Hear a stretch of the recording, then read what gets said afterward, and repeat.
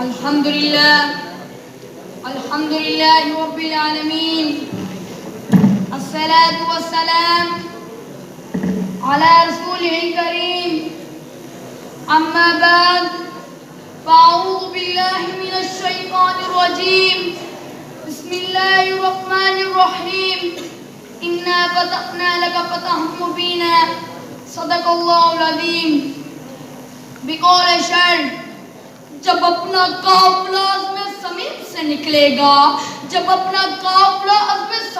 نکلے گا جدھر سے چاہے وہیں سے راستہ نکلے گا. جناب صدر اساتذہ اکرام اور میرے پیارے بھائیوں اور دوستوں اور اقبال کے شاہینوں، السلام علیکم ورحمۃ اللہ وبرکاتہ. جناب صدر، آج میں جس موضوع پر جرأت عظیم تحقیق کرنے آیا ہوں، اس میں کئی تقاریر ہو چکی ہیں، اس پر کئی مذاکرات ہو چکے ہیں، اس پر کئی احوال ہو چکے ہیں، لیکن ان موضوع کا کوئی نتیجہ برآمد نہ سکا.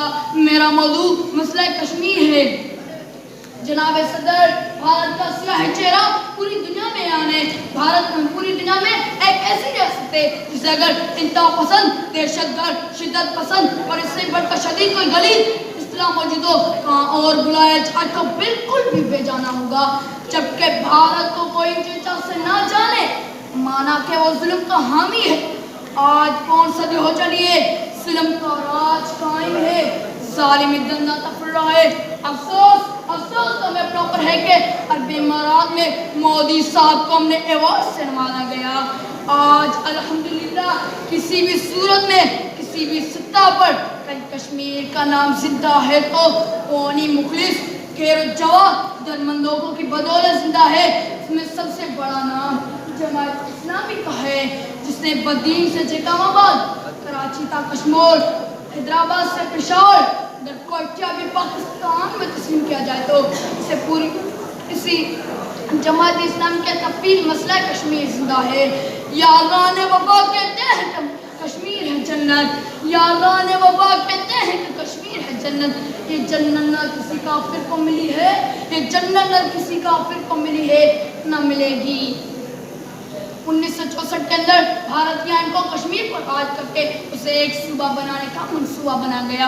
پھر 1965 کے اندر بھارتی آئین کو اقوام متحدہ کے خصوصی نمائندہ یوتھان نے کہا کہ مسئلہ کشمیر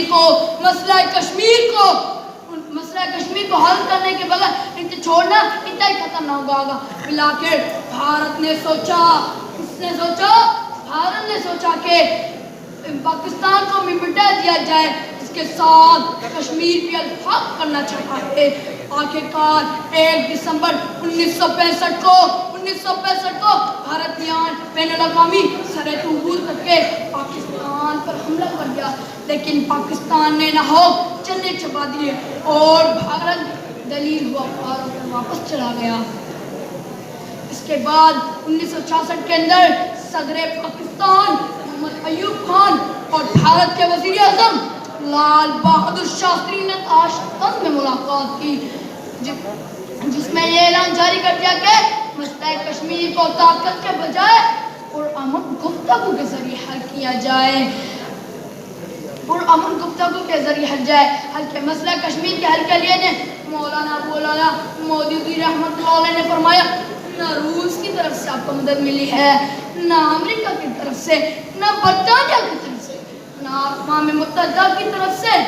ہر طرف سے نظر اگر بس ایک خدا کے بچ جائے اور خدا کے بھروسے پر اپنے دست و بازو سے اس مسئلے کو حل کرانے کے لیے اٹھ کھڑے ہوں. یہی اور واحد آخری راستہ تھا. اسی آخری راستے پر مسئلہ کشمیر 1979 سے گامزن ہے اور انشاءاللہ وہ دن دور نہیں جب کشمیر بنے گا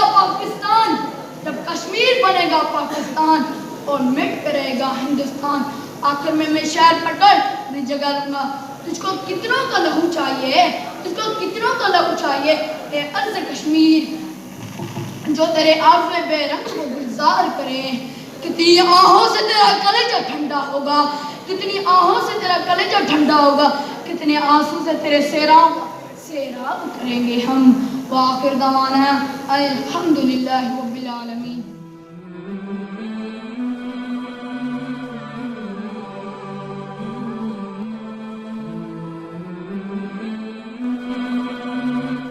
المنصورہ اسلامک میڈیا.